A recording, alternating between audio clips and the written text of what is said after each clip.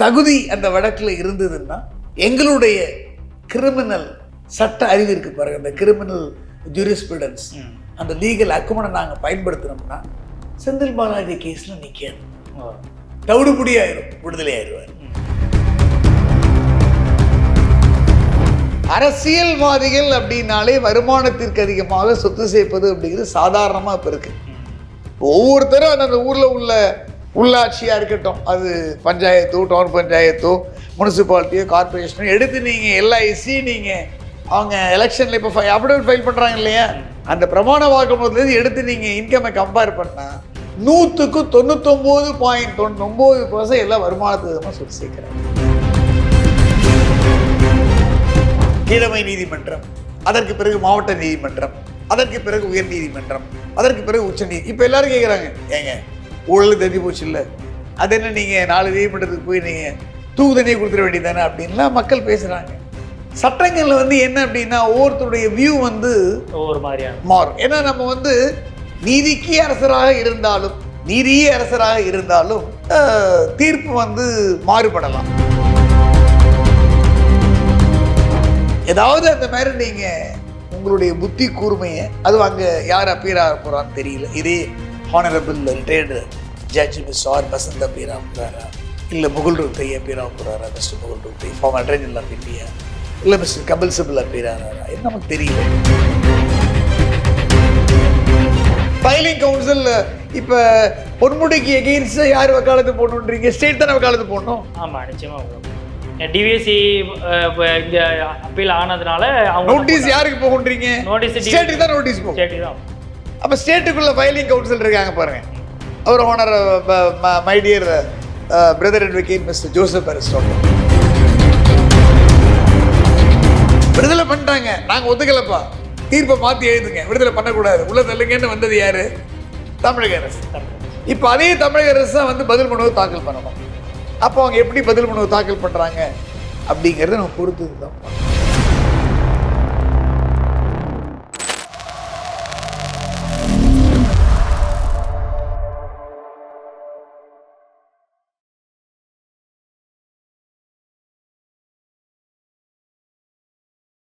ஐத்தமிழ் நேயர்களுக்கு வணக்கம். இன்றைய நேர்காணலில் நம்முடைய இணைந்திருப்பவர் உச்சநீதிமன்ற வழக்கறிஞர் திரு ஆர் கிருஷ்ணமூர்த்தி அவர்கள். அவரிடம் பொன்முடி வழக்கு தொடர்பான பல்வேறு கேள்வி இருக்கிறது, வாருங்கள் அவரிடமே கேட்போம். வணக்கம் சார். வணக்கம். வணக்கம். Okay sir. இப்போ பிஎம்எல்ஏக்கும் நீங்கள் சொல்கிற பிசிஏக்கும் வித்தியாசம் என்ன சார்? இப்போது பிஎம்எல்ஏ வழக்கில் தான் இப்போ ஏற்கனவே செந்தில் பாலாஜி அவர்களை கைது செஞ்சுருக்கிறாங்க. அவர் ஆனால் இல்லாத அமைச்சராக கூட தொடர்றாரு இது வரைக்கும். ஆனால் இங்கே அது ஒரு காரணம் 3 ஆண்டுகள் சிறை தண்டனை 2 வருடத்துக்கு மேலே போனாலே ஆட்டோமேட்டிக்காக பதவி பெறுன்ற ஒரு பார்வை இருந்தாலும் கூட இல்லாத அமைச்சர் அவர் தொடர்றாரு. ஆனால் இங்கே இங்கே கரப்ஷன் விவகாரம் தான் இங்கே முதல்ல பார்க்கப்படுது. அப்போ பொன்முடியுடைய வழக்குக்கும் அதற்கும் என்ன வித்தியாசம் இருக்குது? அதாவது செந்தில் பாலாஜி அவர் வழக்கு எடுத்தீங்கன்னா சட்டவிரோத பணிமாற்றம், பிஎம்எல்ஏ, அதான் prevention of money laundering act. ரொம்ப கொடுமையான ஆக்ட், ஊப்பா ஆக்ட் மாதிரி ஒரு மோசமான ஆக்ட் இது. அந்த ஆக்டில் பொறுத்த வரைக்கும் உங்களுக்கு போலீஸ் அதிகாரிகள் இல்லாத என்ஃபோர்ஸ்மெண்ட் டைரக்டரேட்டுக்கே குற்றவியல் நடைமுறை சட்டப்படி அதிகாரம் கொடுத்துருக்காங்க. அவங்க அரெஸ்ட் பண்ணலாமா, அரெஸ்ட் பண்ணக்கூடாதா, கஸ்டடி எடுக்கலாமா, கஸ்டடி எடுக்கக்கூடாதா, சம்மன் அனுப்பலாமா, விசாரிக்கலாமா, எல்லாத்துக்குமே 2 நீதிபதிகள் ஆனரபிள் ஜட்ஜஸ் தீர்ப்பு வந்தது, மாறுபட்ட தீர்ப்பாக வந்தது. ஆனரபிள் 3வது நீதியரசர் நியமிக்கப்பட்டார். சுப்ரீம் கோர்ட்டில் 3வது நீதியரசுடைய தீர்ப்பும் ஆனரபிள் ஜஸ்டிஸ் டி பரத் சக்கரவர்த்தி நீதியரசு தீர்ப்பும் கன்ஃபார்ம் ஆயிடுச்சு. ஸோ அவங்களுக்கு எல்லா பவர்ஸும் இருக்குது அப்படிங்கிறத ஆனரபிள் சுப்ரீம் கோர்ட் உறுதிப்படுத்தி விட்டது.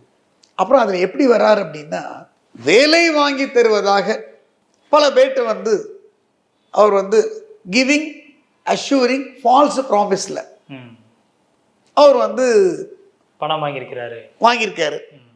பணத்தையும் வாங்கி திருப்பி கொடுத்தாலும் வாங்கினது தானே, அதுதான் கேஸோடைய பேசிக். ஸோ அங்கே உங்களுக்கு அதாவது சீட்டிங் முதல்ல வருது, நம்பிக்கை மோசடி அடுத்ததாக வருது, அடுத்தது கிரிமினல் சதி வருது. இது 3ல் வந்த பணம் சட்டவிரோதமாக கைமாறி இருக்கிறது அப்படிங்கிறது அவரோட கேஸ். ஸோ இது கிரிமினல்லாம். இதில் உங்களுக்கு தகுதி அந்த வழக்கில் இருந்ததுன்னா எங்களுடைய கிரிமினல் சட்ட அறிவு இருக்கு பாருங்க, அந்த கிரிமினல் ஜூரிஸ்பிரூடன்ஸ், அந்த லீகல் அக்குமனை நாங்கள் பயன்படுத்தினோம்னா செந்தில் பாலாஜி கேஸில் நிற்காது, தவிடுபடி ஆயிரும், விடுதலை ஆயிடுவார். But prevention of corruption act அப்படிங்கிறது கேன்சர். இது வந்து ஒரு கேன்சர். எங்கள் சுப்ரீம் கோர்ட் பல வழக்குகளில் சொல்லியிருக்கு. கேன்சர். ஆமாம், இது கேன்சரை விட மோசமானது. இந்த ஆக்ட் 1988 எந்த கவர்மெண்ட் இருந்து? காங்கிரஸ் கவர்மெண்ட் தானே இருந்தது. அப்போ பிஜேபிலாம் இல்லை. காங்கிரஸ் கவர்மெண்ட்ல பார்லிமெண்ட்ல ஏற்றப்பட்ட ஒரு சட்டம். இதுல வந்து உங்களுக்கு ஆக்சுவலா வந்து வருமானத்துக்கு அதிகமாக நீங்க சொத்தை சேர்க்கிறீங்க ஒரு பொது ஊழியராக இருந்துட்டு அப்படிங்கும்போது அந்த ஊழல் வந்து அதோடைய கிராவிட்டி நேச்சர். ஸோ அது வந்து உங்களுக்கு இந்திய தண்டனை சட்ட பிரிவு, அதுல உள்ள பணம் தான் வந்து உங்களுக்கு வந்து டைவர்ட் ஆயிருங்கிறது தான் வந்து மணி லாண்டரிங் ஆக்ட். அதான் பிஎம்எல்ஏ. இது டோட்டலாக வந்து ஊழல் தடுப்பு சட்டம். இது வந்து ஸ்பெஷல் ஆக்ட். அவருடைய வந்து இந்திய தண்டனை சட்ட பிரிவில் வழக்கு பதிவு செய்து அதுக்கப்புறம் சிறப்பு சட்டத்துக்கு மாத்துறாங்க மணி லாண்டரிங். இது வந்து டோட்டலாகவே சிறப்பு சட்டம். இது ரொம்ப மோசமான சட்டம். இந்த சட்டத்தை வருமானத்துக்கு அதிகமாக இப்போ நீங்கள் பார்த்தீங்கன்னா உண்மையிலேயே இப்போ அவங்களுக்கு அவங்க வேலையை பார்க்கவே சரியா இருக்குங்க. ரியலாகவே உங்களுக்கு ஒரு பப்ளிக் இன்ட்ரெஸ்ட் இருந்து ஒருத்தர் இருந்தார் அப்படின்னா, சில பேர்லாம் இருந்தாங்க டிராஃபிக் மாதிரி, சில பேர்லாம் இருந்தாங்க, அந்த மாதிரி இருந்தாங்க அப்படின்னா இன்னைக்கு நீங்கள் பார்க்குறீங்க, கண்ணால் பார்க்குறோம் ஒரு கவுன்சிலர், ஒரு மேயர், டெப்டி மேயர், ஒரு மண்டல சேர்மன், சாதாரண ஒரு வீட்டில் இருக்கார், வாடகை வீட்டில். இந்த பதவி ஏன்னா இப்போ தான் வந்து ஹானரோரியம்னா கொடுக்குறாங்க, மாதத்துக்கு 5000, 2000, 10,000லாம் கொடுக்குறாங்க இப்போ டிஎம்கே கவர்மெண்ட்ல. அதுக்கு முன்னாடியே சம்பளம்லாம் கிடையாது. சம்பளம் இல்லாத ஊழியம் தான் அது, பணி தான் அது. இப்போ தான் ஏதோ கவுன்சில் இருக்கு, ஊராட்சி மன்றத்தில் இப்போ ஜனவரிலேருந்து ஏதோ தேதிட்டு கொடுத்துட்டு இருக்காங்க. அப்போ அவங்க அந்த பொசிஷனுக்கு வந்து ஒரு 4-5 மாதத்தில் பார்த்தீங்கன்னா அவங்க இன்னைக்கு ஆடி காரில் போகிறான், பென்ஸ் காரில் போகிறான், சொந்த வீட்டை வாங்குறான், அப்பார்ட்மெண்ட்டை வாங்குறான், கையெல்லாம் பார்த்தா லீடிங் செயின் மாதிரி எல்லாம் போட்டு போயிட்டு இருக்கான், ஒரு நகைக்கடை மாதிரி போயிட்டு இருக்கான். ஸோ அரசியல்வாதிகள் அப்படின்னாலே வருமானத்திற்கு அதிகமாக சொத்து சேர்ப்பது அப்படிங்கிறது சாதாரணமாக இப்போ இருக்கு. ஒவ்வொருத்தரும் அந்த ஊரில் உள்ள உள்ளாட்சியாக இருக்கட்டும், அது பஞ்சாயத்தோ, டவுன் பஞ்சாயத்தோ, முனிசிபாலிட்டியோ, கார்பரேஷனோ எடுத்து நீங்கள் எல்ஐசி நீங்கள் அவங்க எலெக்ஷனில் இப்போ அஃபிடவிட் ஃபைல் பண்ணுறாங்க இல்லையா, அந்த பிரமாண வாக்குமூலத்துலேருந்து எடுத்து நீங்கள் இன்கம்மை கம்பேர் பண்ணால் 100க்கு 99.99% எல்லாம் வருமானத்துக்கு விதமாக சொத்து சேர்க்கிறாங்க. இது யாரும் நம்ம கண்டுக்கிறது இல்லை. நம்ம கேட்க நம்ம விட்டுட்டு போயிடுறோம். இதில் அரசியல் நோக்கத்துக்காக வந்து ஒரு கவர்மெண்ட் இன்னொரு கவர்மெண்ட் மேலே போடுறாங்க, இன்னொரு கவர்மெண்ட் மேலே போடுறாங்க. அதில் தான் முதல்ல அவர் மாட்டினார், அப்புறம் லல்லு மாட்டினார், அப்புறம் மேடம் ஜெயலலிதா, சசிகலா, அந்த குரூப் அவங்க அதில் வந்து கன்விக்ட் ஆனாங்க. அடுத்தது இவர் ராகுல் காந்தி கேஸு, அந்த முகமது லட்சத்தீவு கேஸ் எல்லாம் கிரிமினல் கேஸு, டிஃபமேஷன் கேஸில் பதவி இழந்தாங்க. ஊழல் தடுப்பு சட்டத்தில் அவங்க பதவி எடுக்கலை, அது எல்லாருக்கும் தெரியல. ஏன்னா அவங்க பதவி இருந்தாங்கன்னா அவங்கெல்லாம் வந்து அவர் மேலே ஒரு டிஃபமேஷன் கேஸு, அதில் 2 இயர்ஸ்னால அவர் பதவி போச்சு. லட்சத்தீவு எம்பி அவர் வந்து கிரிமினல் 302 மர்டர் கேஸு, அதில் பதவி போச்சு, நன்றியை நிறுத்தி வச்சாங்க. இப்போ மறுபடியும் அவங்க ரெஷ்யூம் ஆகிட்டாங்க. ஸோ அதனால் செந்தில் பாலாஜி வழக்கு இந்திய தண்டனை சட்டத்தில் வழக்கு பதிவு செய்து அதன் மூலமாக அந்த கிடைத்த ஆதாயத்தை சட்டவிரோதமாக வந்து பணப்பரிமாற்றம் பண்ணினாங்கிறாங்க அமலாக்கத்துறை. அதனால ஃபர்ஸ்ட் இந்திய தண்டனை சட்ட பிரிவு, அதுக்கப்புறம் ஸ்பெஷல் ஆக்ட், சிறப்பு சட்டத்துக்கு போகுது. இது எடுத்ததே சிறப்பு சட்டம் தான். Disproportionate asset case. அரசு ஊழியர்னா வந்து லஞ்சம், ட்ராப், அதில் ஃபினாப்தலின் பவுடர் போட்டு ட்ராப் பண்ணுவாங்க. இதில் வந்து ட்ராப் பண்ண முடியாது. நீங்கள் செக் பீரியட்லேருந்து நீங்கள் கொடுத்து நீங்கள் அதை கேஸை இன்ஸ்டியூட் பண்ணாலும் அந்த வழக்கு வேறு, இந்த வழக்கு வேறு. இது ரொம்ப மோசமான வழக்கு. Okay okay. இப்போ சுப்ரீம் கோர்ட்டுக்கு போவதற்கான இந்த 30 நாள் அவகாசம் அப்படிங்கிறது பொன்முடி அவர்களுக்கு எந்த அளவுக்கு சாதகமாக இருக்கும் அப்படின்னு சொல்கிறீங்க? அதாவதுங்க, எந்த வழக்கில் நம்ம வந்து ஹைகோர்ட்டில் நம்ம வந்து நமக்கு சாதகமான தீர்ப்பு கிடைக்கல, பாதகமான தீர்ப்பு கிடைச்சுன்னா எல்லா கிளைண்ட்டையும் நம்ம என்ன சொல்லுவோம், சுப்ரீம் கோர்ட்டில் பார்த்துக்கலாம்ப்பா. கீழ்கோர்ட்டில் கன்விக்ட் பண்ணிடுறாங்க, அடுத்தது டிஸ்ட்ரிக்ட் கோர்ட்டுக்கு வரும் அப்படின்னு நம்ம சொல்லுவோம், அடுத்தது ஹைகோர்ட் வரும்னு சொல்லுவோம். இது வழக்கமாக சொல்லக்கூடிய ஒன்று. அவர் அப்பீல் போகாமல் இருக்க முடியாதுல்ல. ஆமா, சாதாரணமாக ஒரு அரசு ஊழியரே ஊழல் தடுப்பு சட்டம் 1988 வந்து தண்டிச்சிருந்தாருன்னா அவர் பேசாமல் உட்காந்துட்டு இருக்க முடியாதுல்ல. அவர் கையிலே போயிடும்ல. அவருக்கான இருப்ப வாய்ப்பை வந்து வாய்ப்பு இருக்கோ இல்லையோ, இதெல்லாம் வந்து நமக்கு இருக்கக்கூடிய அன்ஃபெட்டர்ட் அண்ட் இன்டிஃபீஸபிள் ரைட், நமக்கு இருக்கக்கூடிய உரிமை. அதுக்கு தானே பிரிட்டிஷ் காலத்தில் சிஸ்டம் வச்சிருக்கான். கீழமை நீதிமன்றம், மாவட்ட நீதிமன்றம், உயர் நீதிமன்றம், உச்ச நீதிமன்றம். அப்போ என்ன பண்ணாங்கன்னா உங்களுக்கு வந்து ஹைகோர்ட், அப்புறம் கோர்ட் ஆஃப் அப்பீல்ஸு, லார்ட்ஸு, அப்படி போச்சு. இப்போ இண்டிபெண்டன்ஸ் ரிப்பப்ளிக் ஆனதுக்கப்புறம் நம்ம சட்டம் வச்சுருக்கோம். ஒரு லோவர் கோர்ட்டு, கீழமை நீதிமன்றம், அதற்கு பிறகு மாவட்ட நீதிமன்றம், அதற்கு பிறகு உயர் நீதிமன்றம், அதற்கு பிறகு உச்ச நீதி. இப்போ எல்லாரும் கேட்குறாங்க, ஏங்க ஊழல் தெரிஞ்சு போச்சு இல்லை, அது என்ன நீங்கள் 4 நீதிமன்றத்துக்கு போய் நீங்கள் தூக்கு தண்ணியை கொடுத்துட வேண்டியதானே அப்படின்லாம் மக்கள் பேசுகிறாங்க. சட்டங்களில் வந்து என்ன அப்படின்னா ஒவ்வொருத்தருடைய வியூ வந்து ஒவ்வொரு மாதிரியான மாறும். ஏன்னா நம்ம வந்து நீதியே அரசராக இருந்தாலும் தீர்ப்பு வந்து மாறுபடலாம் இல்லையா. மை லார்ட்ஸ் அப்படின்னு நம்ம சொன்னா கூட கடவுளா நம்ம பார்க்குறோம் அந்த இடத்துல. ஆனால் அவர் வந்து நம்ம எக்ஸாக்டா சூப்பர் நேச்சுரல் அப்படின்னு நம்ம அந்த அளவுக்கு டிஃபைன் பண்ணி, அதனால வந்து என்ன பண்றாங்க அப்படின்னா இதுல ஏதாவது உங்களுக்கு கோளாறுகள் குறைபாடுகள் இருந்தால் நீங்கள் அடுத்த ஹானரபிள் நீதிமன்றத்துக்கு போகலாங்கிறதுனால தான் ஒரு சிஸ்டம் அப்படி நமக்கு இருக்கு. ஏன் அப்படின்னா எல்லா விஷயத்துலையும் வந்து நீங்கள் ஹானஸ்டாக இம்ப்ராப்பரேட்டியாக இருக்கும் அப்படின்னு சில விஷயங்கள் நம்ம சொல்ல முடியாது இல்லையா. கண்டிப்பாக ஹியூமன் பீயிங், ஹார்மோன்ஸ் மாறுபடலாம். அந்த இன்ஃப்ளூயன்சஸ் எல்லாம் எதுவும் இருக்கக்கூடாது. நீதிங்கிறது கரெக்டாக இருக்கணும் இல்லையா. ரூல் ஆஃப் லாங்கிறது எக்ஸாக்டா இருக்கணும். இன்னசென்ஸ் வந்து என்னைக்கும் வந்து பனிஷ் பண்ணவே கூட, இன்னசென்ஸ் நிரபராயில் தண்டிக்கப்படக்கூடாது அப்படிங்கிற அந்த டாக்டரைன் இலக்கணத்தில் தான் இப்போ சுப்ரீம் கோர்ட். ஸோ அப்பீல் அவங்க போய் தான் ஆகணும். ஸோ அவங்க 30 டேஸ்க்குள்ள அப்பீல் ப்ரிஃபர் பண்ணிடுவாங்க. அதில் எக்ஸம்ஷன் கேட்பாங்க. எக்ஸம்ஷனில் வந்து honourable supreme court single judge அவர் வந்து எக்ஸாம் பண்ணிட்டாருன்னா இவருக்கு பிரச்சனை இல்லை. ஸ்ட்ரைட்டாகவே இது வந்து எஸ்எல்பி நம்பர் ஆகிடும். எஸ்எல்பி ஸ்பெஷல் லீவ் பெட்டிஷனில் ஆர்கியூ பண்ணணும். அதில் ஏதாவது இவருடைய ஜட்ஜ்மெண்ட் மறுபடியும் அங்கே போய் வந்து நீங்கள் இந்த ஃபேக்டரையும் இதையும் சொன்னீங்கன்னா விசிறி அடிச்சிடுவாங்க.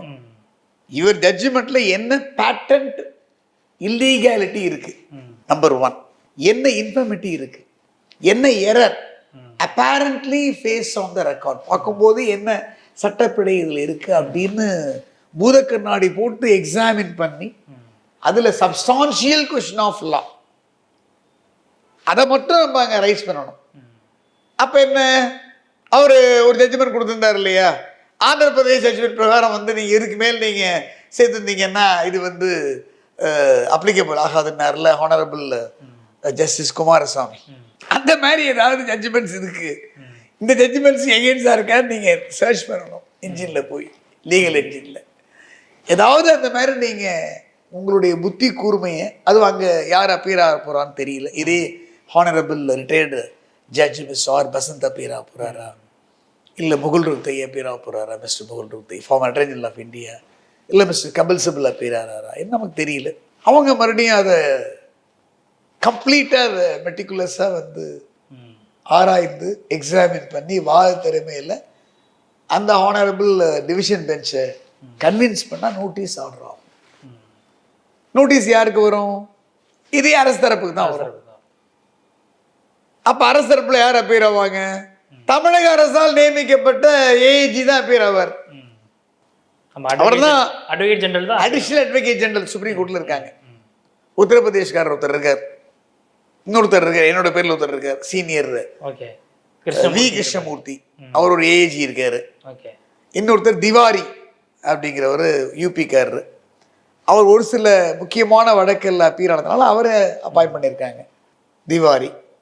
இவங்க 2 பேர்ல யார் அப்பீர் ஆகான்னு தெரியாது. ஃபைலிங் கவுன்சில் இப்போ பொன்முடிக்கு எகெயின்ஸ்ட் யார் வக்காலத்து போடணுன்றீங்க, ஸ்டேட் தானே வக்காலத்து போடணும். ஆமாம், நிச்சயமாக டிவிஎஸ்சி இங்க அப்பீல் ஆனதுனால அவங்க நோட்டீஸ் யாருக்கு போகுன்றீங்க, நோட்டீஸ் ஸ்டேட்டுக்கு தான் நோட்டீஸ் போகும். ஸ்டேட்டுக்கு தான். அப்போ ஸ்டேட்டுக்குள்ள ஃபைலிங் கவுன்சில் இருக்காங்க பாருங்க, அவர் honour my dear brother advocate mister Joseph Aristotle. Karnataka அரசோட ஃபைலிங் கவுன்சிலாக அரசு வழக்கறிஞராக சுப்ரீம் கோர்ட்டில் இருந்தவர் தான் மிஸ்டர் ஜோசப் அரிஸ்டாட்டில். ஓகே. அவர் தான் வந்து ஹானரபிள் மேடம் ஜெயலலிதா வழக்கில் கன்விக்ஷனை வந்து கன்ஃபார்ம் பண்ணவர், குன்ஹா ஜட்ஜ்மெண்ட்டை வந்து அப்பெல்டு பண்ணவர், குமாரசாமி ஜட்ஜ்மெண்ட்டை ரிவர்ஸ் பண்ணதுக்கு ஒரு முக்கிய தூண்டுகோலாக இருந்தது பிரதர் அட்வொகேட் ஜோசப் அரிஸ்டாட்டில். அதனால்தான் அவர் கர்நாடகா அரசு வழக்கறிஞராக இருந்து பணி செய்தால் கூட அவரை வந்து தமிழ்நாட்டோட அரசோட இப்போ டிஎம்கே கவர்மெண்ட் அவரையே வந்து எந்த வழக்கில் ஜெயலலிதாவுக்கு எதிராக அப்பீர் ஆனாரோ அந்த ஃபைலிங் கவுன்சில் அவரையே வந்து இப்போ அப்பீர் ஆயிருக்காங்க. அப்போ அவர் தானே பொன்முடிக்கு வக்காலத்து போடணும். வேடிக்கையே இல்லை இல்லையா? பொன்முடி ஏடிஎம்கே இல்லையே. ஆமாம், அவர் திமுக டிஎம்கே மினிஸ்டர். அவருக்கு எதிராக வந்து ஸ்டேட் யார் வக்காலத்து போடணும்? இவங்க தான் வக்காலத்து போடணும், இவங்க தான் பதில் மனு தாக்கல் பண்ணணும். அதுலையாவது எப்படி பதில் மனு தாக்கல் பண்ணுறாங்கன்னு நம்ம பொறுத்து இருந்து தான் பார்க்கணும். புரியுறதா? ஸ்டேட்டுடைய ரிப்ளை வந்து வில் பி கன்சிடர்டு. அதை கன்சிடர் பண்ணாமல் இருக்க முடியாது இல்லை. ஏன்னா இந்த வழக்கை வந்து ஹைகோர்ட்டு கொண்டு வந்ததே அரசு தானே. விடுதலை பண்ணிட்டாங்க, நாங்கள் ஒத்துக்கலப்பா, தீர்ப்பை மாற்றி எழுதுங்க, விடுதலை பண்ணக்கூடாது, உள்ள தள்ளுங்கன்னு வந்தது யாரு? தமிழக அரசு. இப்போ அதே தமிழக அரசு தான் வந்து பதில் மனுவை தாக்கல் பண்ணணும். அப்போ அவங்க எப்படி பதில் மனுவை தாக்கல் பண்ணுறாங்க அப்படிங்கிறத நம்ம பொறுத்து தான் பார்க்கணும். இதில் வேற யாராவது வந்து பார்ட்டியே இல்லாதவங்க கூட யாராவது உண்மையிலேயே வந்து இவர் வந்து இந்த வருமானத்துக்கு அதிகமாக சொத்து சேர்த்துருக்காரு, இவருக்கு கொடுக்கப்பட்ட தண்டனை வந்து சரியானது அப்படின்னு தேர்ட் பார்ட்டியும் வந்து ஒரு கேவியட் போடலாம். சுப்ரீம் கோர்ட்டில் அந்த ஃபெசிலிட்டி இருக்குது, இங்கெல்லாம் கிடையாது. வழக்கு சம்மந்தம் இல்லாதவங்க கூட போய் application to file or filing seeking permission to file special leave petition, நான் SLV ஃபைல் பண்ண அனுமதி கொடுக்கணும் அப்ளிகேஷனை போடலாம். அது டாக்டர் மன்மோகன் சிங் கேஸும் சுப்பிரமணிய சாமி கேஸ் ஜட்ஜ்மெண்ட் இருக்குது. ஏன்னா எந்த ஊழல் எந்த வழக்குலேயுமே வந்து லோக்கல் ஸ்டாண்டிங் இருந்து கிரிமினலால் வந்து ஃபாரின் வந்து அயல், it's a foreign concept. Local standing in criminal jurisprudence இருக்குது, இட்ஸ் எ ஃபாரின் லா. ஊழல் வழக்கில் வந்து நீங்கள் அந்த ஸ்டேட்டில் வந்து நீங்கள் ஓட்டராக இருக்கீங்க, நீங்கள் வரி செலுத்துறீங்க, நீங்கள் வந்து ஒரு எழுத்து இல்லை ஆனால் மெட்ராஸ் ஜட்ஜ்மெண்ட் கரெக்டு தான், அதை ரிவர்ஸ் பண்ணக்கூடாதுன்னு ஒரு உண்மையிலேயே பொதுநலத்தில் ஆர்வம் உள்ளவர் கூட போய் வழக்கு போடலாம். இந்த வழக்கில் வந்து தமிழக அரசுடைய ரிப்ளை எப்படி வருது? நோட்டீஸ் ஆர்டர் ஆகும். நோட்டீஸ் ஆர்டர் ஆகாமல் எஸ்எல்பி டிஸ்மிஸ் ஆயிடுச்சுன்னா எல்லாம் முடிஞ்சு போச்சு. அட்மிஷன் ஸ்டேஜ்லேயே அதை இன் லிமியூன் அப்படின்னு நம்ம சொல்லுவோம். இன் லிமியூன் அட்மிஷன் ஸ்டேஜ்லேயே மேல்முறையீடு செய்வதற்கான அனுமதி அந்த மனு தள்ளுபடி செய்யப்பட்டது வச்சுங்க, ஒன்றுமே நம்மளுடைய ஒரு 3 லைன் ஆர்டரில் போயிடும். we do not find any merit, we have not found any illegality matter முடிஞ்சது. நோட்டீஸ் இஷ்யூ பண்ணால் இதே தமிழக அரசு தான் பதில் தாக்கல் பண்ணணும், இதே தமிழக அரசு தான் வந்து பொன்முடிக்கு எகெயின்ஸ்டாக வக்காலத்து ஃபைல் பண்ணணும். அப்போ யாராவது ஒருத்தர் போய் இதெல்லாம் ரைஸ் பண்ணி இல்லை இதில் க்ளவுட் இருக்கும், இதில் வந்து நெப்போட்டிசம் வரும், இதில் இன்ஃப்ளூயன்ஸ் இருக்கும் அப்படின்னு ஒரு வியூ எடுத்தாருன்னு வச்சுங்க, அப்போ 142 ஒரு பெரிய பிரிவு இருக்குது. உங்களுக்கெல்லாம் தெரிஞ்சிருக்கும். அதாவது பல லீகல் பேட்டிலில் எல்லாம் கன்ஃபார்ம் ஆகி தூக்கு தண்டனை மரணதண்டனையாகி போய் கருணை நிராகரிக்கப்பட்ட பேரறிவாளனுக்கு வந்து பெயில் அப்படிங்கிற ஒன்று கொடுத்தாங்க பாருங்க சுப்ரீம் கோர்ட். ஜெயிலில் போனால் தானேங்க பெயிலு, அது ட்ரையலுக்கு முன்னாடி, அதுக்கப்புறம் கன்விக்ஷனுக்கு முன்னாடி, எல்லாம் முடிஞ்சு போய் தண்டனை அனுபவிச்சுட்டு இருக்கிற காலத்தில் பெயில் அப்படிங்கிற கான்செப்டை கொடுத்தாரு பாருங்க honourable retired justice mister L Nageswara Rao தலைமையிலான அமர்வு. அது 142ன்னு ஒரு பிரிவு இருக்குங்க. 142 என்ன வேணாலும் பண்ணலாம். பிஹெச் பாண்டியன் சொன்னார்ல, எனக்கு வானளாவிய அதிகாரம் இருக்குனார்ல, அந்த மாதிரி சுப்ரீம் கோர்ட்டுக்கு எங்களுக்கு வானளாவிய அதிகாரம் இருக்கிறது 142ல். நாங்கள் நினைச்சா நேஷனல் எமர்ஜென்சியும் கொண்டு வந்துடுவோம். இருக்கு. ஆமாம், நாடு சரியில்லை, நாடு சரியில்லைன்னா அவங்களே இம்போஸ் பண்ணிட்டு போயிடலாம், ஃபைனான்சியல் எமர்ஜென்சியும் கொண்டு வரலாம். ஸோ அந்த 142ல் அவங்க ஒரு கால் இதெல்லாம் இப்படி இருக்குது, இதே ஸ்டேட்டு அட்வொகேட்டு இதே ஸ்டேட் ஃபைல் பண்ணுதுன்னு சொல்லி வேறு ஸ்டேட்டு வக்கீலுங்க இதில் ஆஜராகுங்க தமிழக அரசு சார்பான்னு சொல்லி கூட யாராவது போய் மென்ஷன் பண்ணால் அந்த மாதிரி செய்வதற்கும் வாய்ப்பு இருக்கிறது. அந்த மாதிரி யாராவது மென்ஷன், இது ரொம்ப சென்சிட்டிவான கேஸு, இந்த மாதிரி யார் ஐ மீன் பாரத்தோடு யார் இதெல்லாம் போய் பண்ணுவாங்க. நிச்சயமாக சார், பல்வேறு கேள்விகளுக்கு ரொம்பவே தெளிவாக பதில் சொன்னீங்க. எங்களுடைய அரங்கிற்கு வந்து நேர்காணல் தேவைக்கு மிக்க நன்றி சார். மிக்க நன்றி.